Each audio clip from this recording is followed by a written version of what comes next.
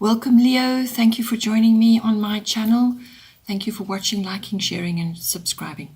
So in the first house, we have Virgo. I analyze. The first house is everything to do with yourself, your appearance, your vitality, your personality, how you project yourself in the world, what others see when they see you, and how you are perceived by them, how you are received by them. And it's everything to do with your physical body and also your self-oriented interests. So now with Virgo, I analyze appearing there. What this is asking you to do is to basically get organized. Organize yourself, organize your space, declutter. It requires you to be detail-oriented. So, so if you are if you're the kind of person who is in the public space, or you're dealing with people on a daily basis, and what it's asking you to do is to come across in a very organized and analytical way, and to just organize your space, pay attention to detail. And this can also be for self-oriented interests, like your physical regime that you may want to start, or some physical activity that you want to launch yourself into. But it's basically how you present yourself to the world. Also, with Virgo, it requires for you to be fastidious with your health and diet. So take care of that. Don't overeat at this time. Rather be careful about what you're doing. And if you have some bothersome sort of ailments or issues that you feel you can address yourself, then Virgo is all about natural remedies and doing research and just finding ways and means to cope with whatever it is that you are, feeling in your body at this time, and how you want to, perhaps de-stress. Virgoans tend to worry as well. So perhaps if you are feeling stressed about things, then find ways to cope. Have a look at the natural remedies, and perhaps there's something in there for you. With a Virgoan influence, you can come across as highly strung.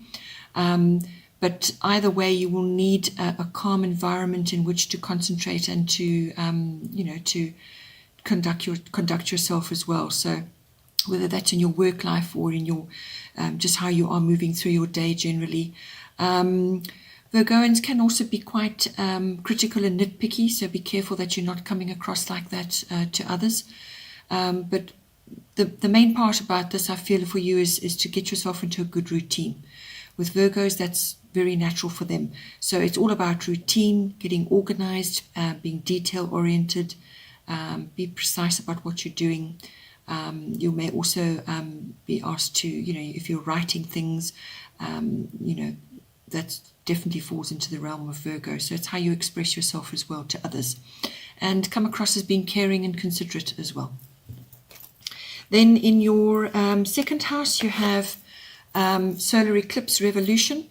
So the second house is all to do with your income, your money that's coming in, your self-worth and your values. And it's also to do with real estate, your property, what you own, everything that you possess, your emotional and physical resources. So with this appearing in this house, you're required to make changes. You're required to make changes, because if you don't make the changes necessary, then things will be changed for you, and it will be abrupt, and it could be a bit of a shock. So this usually applies when you know there are things that need to be done. There are issues that you need to deal with, or just certain things that you need to address, and we're inclined to put them off, or we just get too busy, or we just don't quite know what to do. Whereas this is saying take action and make the changes necessary, because when you do that, you bring about a revolution, but it will be better for you ultimately on the other side of that. This is swift transformation. So make sure you're working with the universe on that one. So make necessary adjustments, and stay present as well. If you're dealing with your income and your money coming in, you're trying to decide something about what you want to do, stay present, because from there then you can make really good decisions. you can learn from the past, certainly, but you can't live there, and you can't project yourself too far into the future either. You need to think about what you can do now to pave the way for better things. Also, you may need to fix something perhaps has been that has been needing to be done, and you just need to fix it before you can move on. So it's also about breaking old patterns. So if you've been a bit of a spendthrift, or you've in the past sort of splashed out, well, now you need to perhaps think more carefully about what you're going to do. Or it could just be that you want to make some kind of larger type of purchase. But also remember that the second house is about your values as well. So you may just be needing to change what you value now, your value systems, and what is worth, what your personal self-worth is, but also what the things that you own, what their worth is to you, really, in the long run. Then in the third house, we have Pluto, transformation. So your third house is everything to do with your communication. This is written, verbal, body language, exactly how you express yourself in all the different ways, whether it's social media or talking to somebody or writing things down, any form of communication whatsoever. This also rules documents, like contracts, that kind of thing. So now with Pluto transformation, it's exactly what it says there. You need to transform the way you communicate outwards to others now. So this could be linked to how you're expressing yourself now and your money that's coming in. Perhaps there's shifts and changes going on in the work that you do, or the people that you're dealing with. But there could be, something will be falling away, and it will be replaced with something else. Also, issues may be coming to the surface. There could be a surprise element to it, but there's some kind of adjustment, or a renewal or a rebirth. So perhaps the way you have communicated in the past, or perhaps the way you have been dealing with those sorts of issues, whether it's work-related or just personally, the way you are going to project yourself now will need to be changed and transformed. It needs to be deeper, it needs to be direct, and you need to, tap into your sort of deep intuition as well. So it's going to be fairly intense, and you will just need to be vigilant as well about what you say and how you carry through on your what you say to others, your promises and your promises to yourself. So as I said, issues may be coming to the surface. This could be family related. I mean, this third house covers siblings, aunts, uncles, and cousins, that kind of thing. But it could also be the wider scale. If you're in, so the public eye, or you're dealing with a wider audience, then it's all about that, how you communicate. The third house also covers short journeys, taking a trip somewhere locally. That might come in for you as well. This is sort of this is about perhaps letting go of something before and moving forward with something new. So you may be going somewhere new, or you may be changing where you go. Perhaps you've been going to the same places for years on end, and now you need to change something. So it can cover that as well. Then in the fourth house, you have the air element, which is communicating. Again, communication is strongly featured here. This could be, because it's in your fourth house, this could be related to your actual home, your physical home, or changes within your home, to the structure of the home. It's also to do with your ethnic identity and your roots, your foundation. So with the air element there, it's everything to do with communication yet again. So, but it's also about thinking. It's applying mental faculties to your situation. So you're going to need to think things through, make a thorough assessment, think of the bigger picture as well. So take into consideration where you are now and where you want to go in the future. Perhaps you want to change, if you're dealing with some kind of transformation and it involves contract, it could be to do with property. And it was also coming up in your second house, which deals with property. There are changes coming up there. So possibly you're downscaling, upscaling, moving home, or just changing your actual home itself, whether it's the structure. You could be upgrading technology in your home because the air element governs all technology, or it could just be electronics, something to do with that in your home. And so it's not emotional. So don't make decisions based purely on emotional decisions. You need to actually clarify your intentions, clarify what it is you actually want and need, and then also be honest. Be honest about looking at your surroundings, your home, what needs to be changed, what you can change there adequately. You need to weigh your options up. If you're changing the interior home or the exterior of the home, you can bring in, as I said, technology, but it's also about being inventive. The air element is an intellectual element, and the air element also covers manifestation. So if you're wanting to bring a new home to yourself, then having a positive outlook will also, and being honest with yourself, once you set your intention and send it out into the universe, you could very well manifest exactly what you want. So it's assessment, really. Think things through and actually weigh up your options. That's really what it's about there. Then in the 5th house, we have Black Moon Lilith. This is a female mystery card. It's the deeper feminine, the darker feminine as well. This is falling into your 5th house, which is to do with, covers several areas. It covers children, so your children or other children that you're exposed to. It also covers creativity in your creative projects, or just how you are in your world, whether it's work related or just hobbies that you do at home, but it's your creativity. It's also about love affairs, and this is highly indicated with this card, and recreation and having fun of all kinds. So this is a very seductive, mysterious card. As I said, it's the deeper feminine. So you could be entering a love affair, or you could be involved somehow, and it's going to be sort of really quite deep and sort of mysterious. It's got like a magic element to it. There's that. There's sex, there's seduction, there's all of that coming with this card. If that's not your situation and you're dealing with the other two areas, which could be, as I say, creativity or your children, you may find that your children are, if you've got an older child and is now starting to date and so on, they may be going through that and you're experiencing that through their eyes. But it can also bring a bit of rebelliousness and a bit of wildness, it's a strong feminine card. So there's a strong feminine influence here, whether you're bringing that into your relationship with your children or into your creativity, however it's coming in. But it's about standing your ground as well and being strong.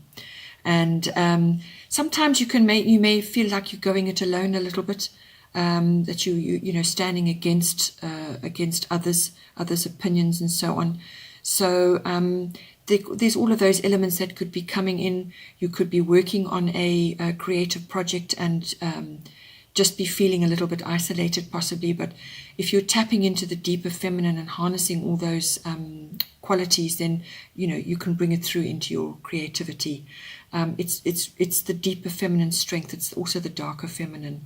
So it's also about not making decisions based on fear or anger. So you may be having to make decisions in any one of those areas, or you're going to be experiencing it somehow through your children or through a love affair. So there's all of those elements coming in. Then the 6th house, you have Gemini, which is I think. So your 6th house is all to do with your work projects, your work colleagues, your workplace, and your daily routine there. It's also about mastery of your craft, whatever it is that you do. And it's about health and about diet and also pets. So with Gemini, I think you have yet another communication card coming in. So this is coming in very strongly for you this month. And there seem to be changes across the board here right the way. And each one is kind of feeding into the other. So really it depends on how you project yourself now, what you're doing about your income and your values, how you're going to communicate that. And it's going to literally follow you from your home right the way through your chart. So with this in the workplace, it may be this that's triggering changes, or just a change of home or something that's occurring. Or it could be possibly that you something that you're reaching for, and that is going to have other effects, knock-on effects. But with Gemini, I think communication is key, and this is mostly to do with your work, and then possibly also to do with your health and diet. But it really is your projects that you're working on in your workplace. You could be having a Gemini person that you're working with or exposed to, or you could be in an environment which is quite fast-paced, where communication is key, or you need to bring those elements into your work projects that you're working on. This also brings in technology, maybe having to master some kind of new computer program or some kind of tech to assist you in the work that you're doing, and also to reach others, to reach a wider audience and so on. But it really is, communication is key, and also listening. So communicate by all means, but also listen. You may hear gossip, or you may hear others talking in your work environment. They could be talking about you, or they could be talking about what's going on. So just be careful with that. Don't get embroiled in gossip and get pulled into something there. This is a very curious sign. It gets bored easily. Distractions tend to fill the day. So if you've got a big project on the go, harness the thinking abilities of Gemini, but don't get distracted and lose focus, or get bored even. Find ways to channel your energy there. You also may have to talk yourself into a situation or out of a situation, and writing and multitasking could be coming in here for you. If a health issue is coming up, more than likely it's going to be nervous energy that you're burning up.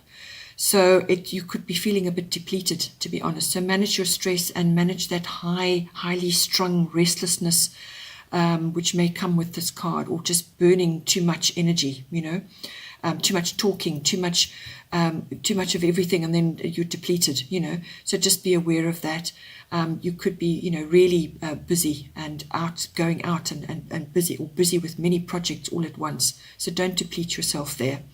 You're going to need to bring in the Virgo aspect, as I said, which was in your first house, which is be critical, be analytical, and be attentive to detail. Gemini is not especially detailed. There's lots of things going on at the same time, but you need to bring that balance in. You need to bring that critical thinking in, and the detail-oriented and be organized aspect of the Virgo. That's going to influence how you are. So bring that into your workplace as well. As I said, it could just be you're exposed to other people who are exhibiting Gemini qualities. And just pay attention to what's going on around you as well. Then in the 7th house, we have Sagittarius IC. So this is everything to do with your personal one-on-one relationship. So this can be a love relationship, your committed partner, or it could be a business partnership that you're involved in. But it's close personal one-on-one relationships. And Sagittarius IC, it's a lighter energy. It's a social, it's a fun energy, and it does also cover sort of humor and speaking your truth, being honest. So bring all those elements into this significant relationship that you have, or your close personal relationships. Bring the humor in. It really does lift things up and make things so much better.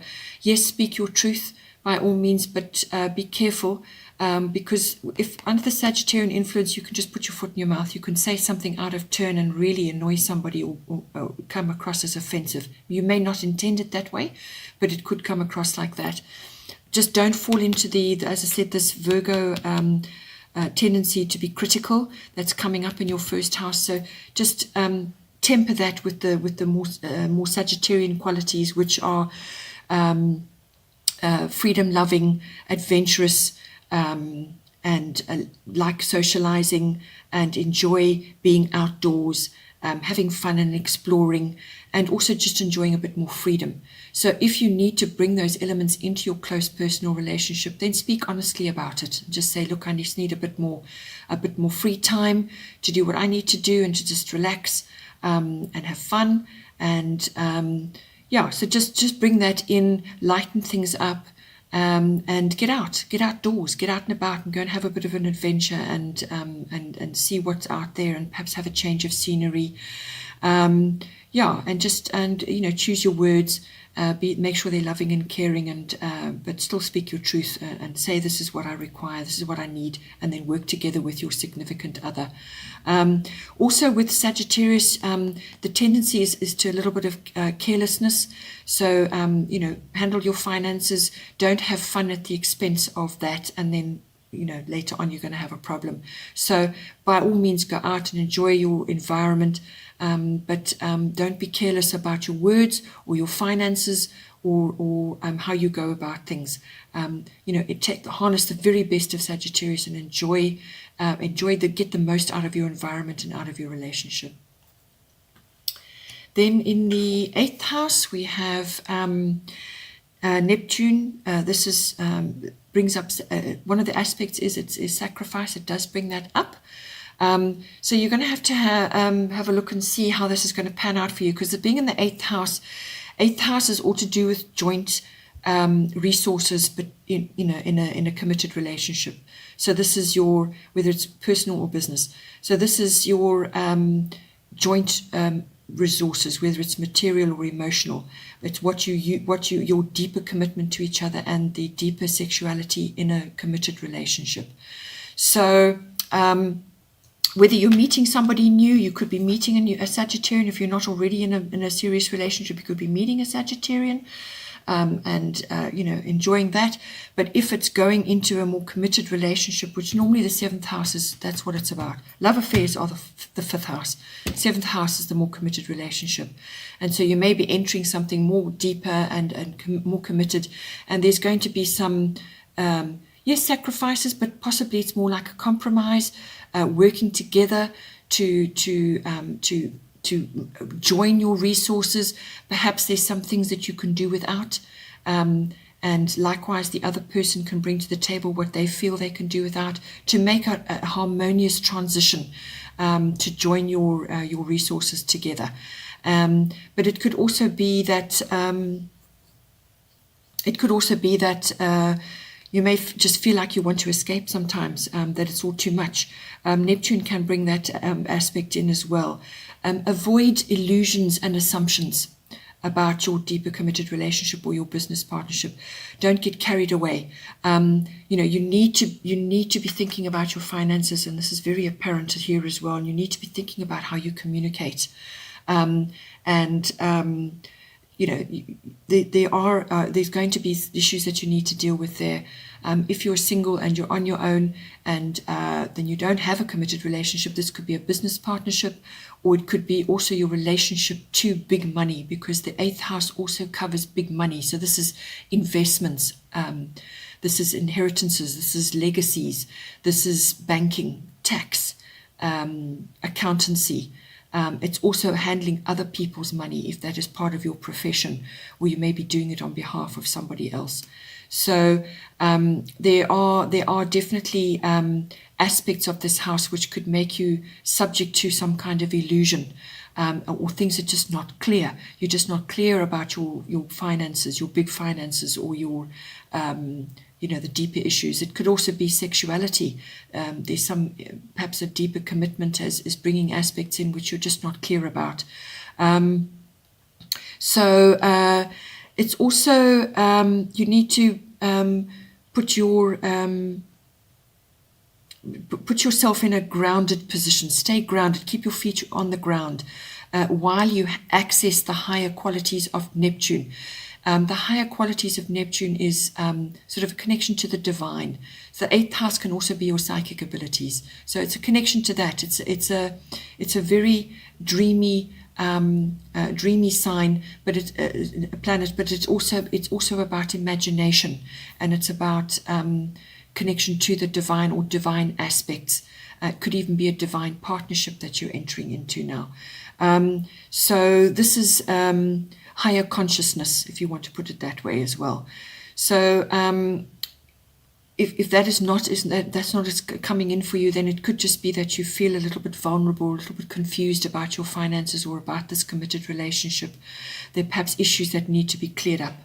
But all the while, during this period, always be clear thinking to the best of your ability, and don't, as I said, don't make assumptions or have illusions about things. Be clear, communicate about what you want to say, because this is coming up very strongly in your chart, and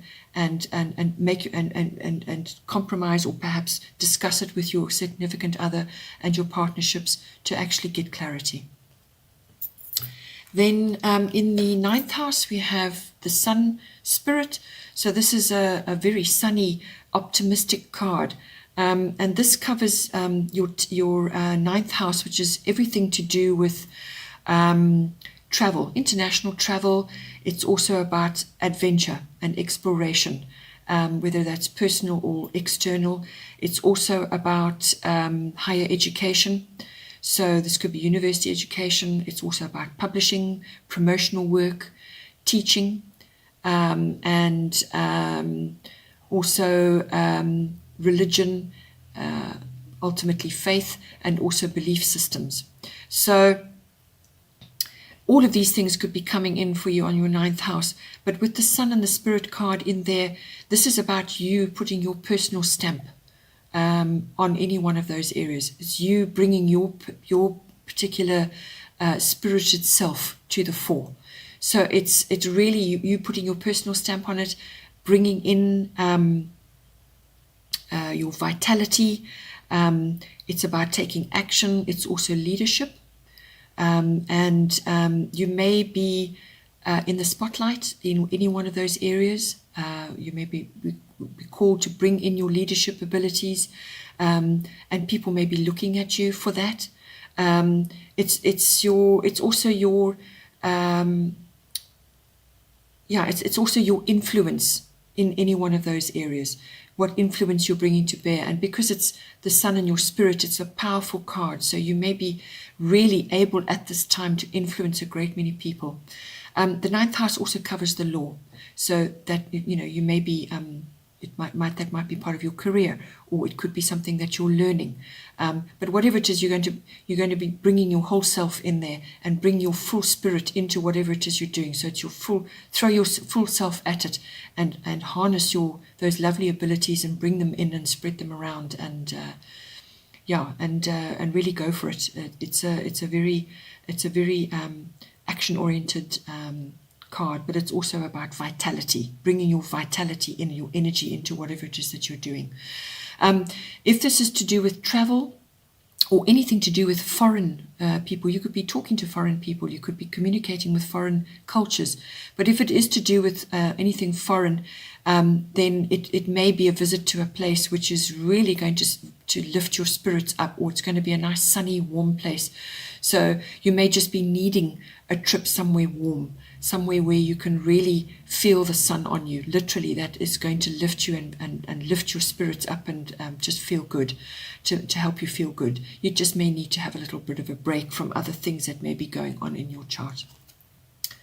Then in the 10th house, this is part of fortune increase, very, very fortunate, very fortuitous card. It's also a card of destiny. So this is coming into your 10th house, which is your house of career, ambition, authority figures, and your status, and also your fame and reputation. So all of those things which usually come with career or having a high profile of some kind. So part of fortune increase, this is about perhaps talents and abilities that you haven't really utilized, or you haven't really known about, or just haven't come to the fore, or perhaps you knew about them but you just never harnessed them, you just stuck with perhaps what you've always done. Well, this indicates that those are coming to the fore now, and because of that, you're going to increase and harness many more things around you, whether it's a form of abundance or just harness increased notoriety. You're going to be in the spotlight in some way, shape, or form.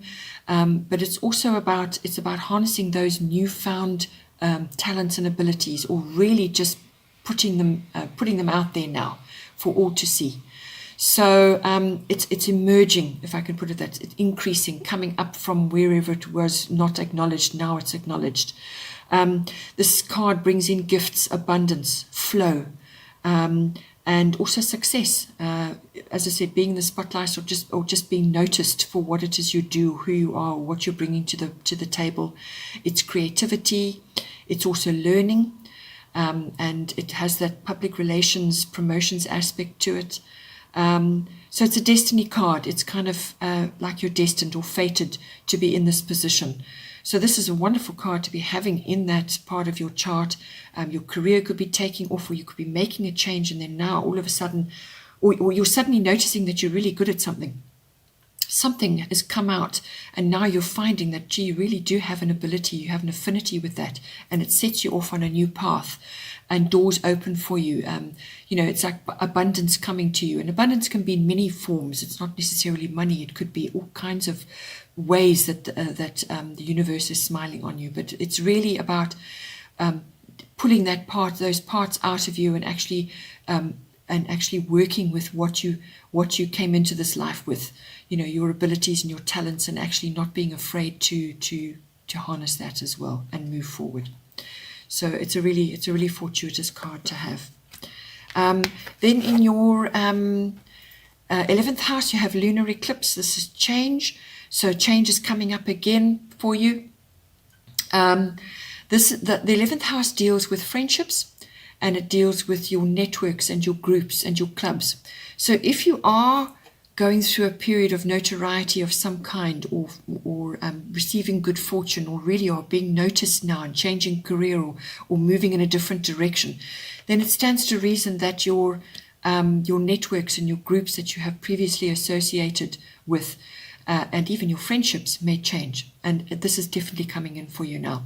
So you may just find that, this is going to bring in unexpected changes. And also things may be going through phases or cycles of some sort, because it's moon ruled. The old is falling away, and so that the new can come in. And this can take place over 6 weeks to 6 months. So the initial change may be swift and unexpected, and then it starts to unfold over that period. Or you could have been going through something over a long period of time. It hasn't emerged. So in other words, it's been sitting under the surface, some kind of change or shift that is requiring to be made, and then all of a sudden, unexpectedly, it occurs, and you're now having to reorganize yourself. So that's how it kind of works. It's like things bubbling over. So yeah, out with the old, in with the new. You could be changing friendships, you could be changing, and if you're having to move, if that is coming up for you in some way, shape, or form, then it stands to reason that your networks and your groups and your friendships may very well be changing as well. It could also be that a friendship, or possibly a female, because this is a female, sort of feminine card, somebody close to you, a friend, is going through phases or cycles or changes, or is going through emotional changes. I mean, she could be approaching some sort of menopausal change, or there's lots of different ways that this can come about. But it could also be you in your friendships coming across as a little bit moody, or you're experiencing that through others. But there's shifts and changes, and it's cycles of the moon that are coming in here. Whatever shifts and changes are occurring around you, whether some friendships are perhaps falling away and now you're making new ones, or networks and groups or clubs, other people that you used to associate with are now changing. It's for the better.